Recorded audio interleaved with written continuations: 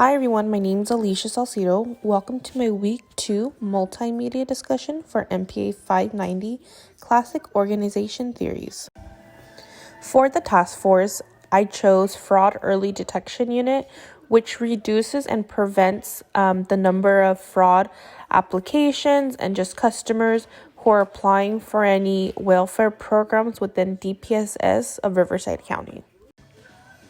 Frederick Taylor, he established scientific management, and the way he was able to do this, he was, timing workers to see how efficient they were in their skilled position, and then he was just creating roles for every type of worker, informing managers what they're expected to do because it's the manager's basically the manager's place to create this efficiency within the work environment, and the managers are the ones supposed to hire well-equipped workers, pay them a higher wage, and then just ensuring that every worker is doing their part and working together as a team, because that's going to create an efficient work environment.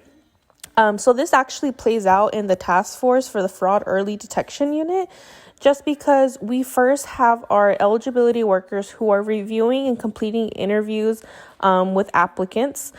If there's any fraud or any discrepancies that come during this interview or application review, then this application is actually transferred over to the Fraud Early Detection Unit.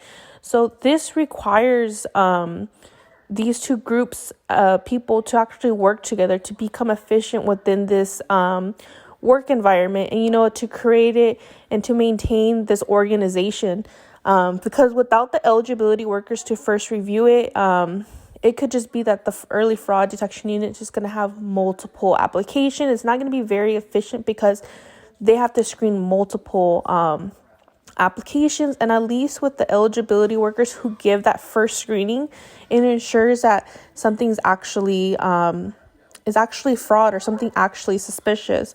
And Frederick Taylor does give an example in his journal, in his article, just indicating that, working together as a team, it creates an efficiency for the team itself. He gives an example of the baseball, how every single player on that baseball team contributes to the baseball field. So the same thing with the eligibility workers in the Fraud Early Detection Unit. In order for that organization, for that process to be successful, they have to work together to be efficient. Max Weber, he established the 6 characteristics of bureaucracy, which includes like the division of labor, managerial hierarchy, formal selection, career orientation, formal role, and personality.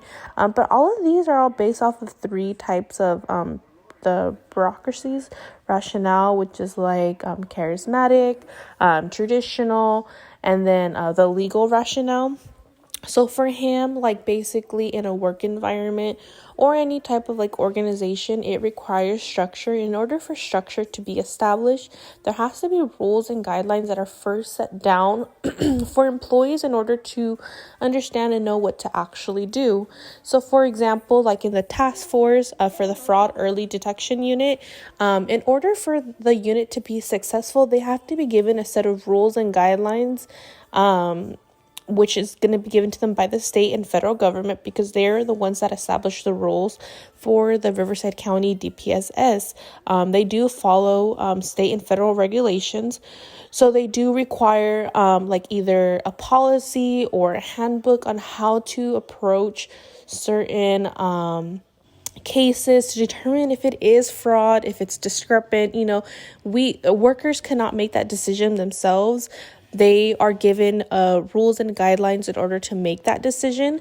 So that's how that Max Weber's would actually be brought up in the workforce. And then even in his article, he does talk about how, these types of principles are important to be an organization, because this is what creates structure for them. And, he even goes into depth saying like workers need set rules and materials written for them so they can, in order to work efficiently and properly. And that was the end of the presentation. Thank you guys very much for listening. I hope you guys have a great week.